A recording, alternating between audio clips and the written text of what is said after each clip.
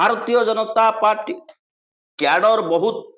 Cadre को base करी ये दल छिड़ा होईची नीति आदर्श बहुत कथा ये दल रे अच्छी।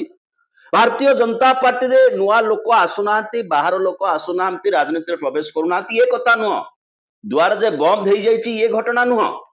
किंतु नुआपड़ा बा कलाहांडी से विचार टिके हटके टिके भिन्न। बसंत पंडा कौन कहते मोहन चरण माझी एवं नरेंद्र मोदी को देखिकरी मु भारतीय जनता पार्टी को आसी नहीं टिके मने रखिबे अर्थात पॉइंट टू बी नोटेड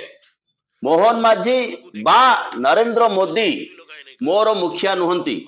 मोर मुखिया होची दल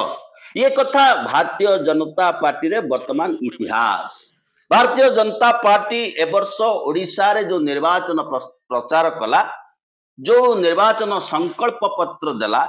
बा जो निर्वाचन इस्ताहार देला ता ना होची मोदी का गारंटी। मोदी गारंटी देइची माने एक कथा हबो भारतीय जनता पार्टी गारंटी देइतिले टिके जहा डाउट रही थांता तेबे मोदी बीजेपी रे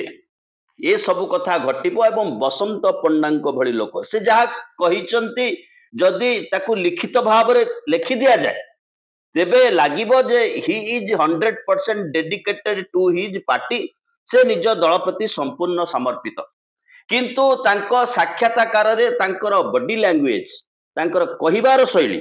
एवं शेष कथा मोहन माझी नरेंद्र मोदी को देखी मु ये दल को आसी नहीं अर्थात मोहन माझी एवं नरेंद्र मोदी समीकरण रे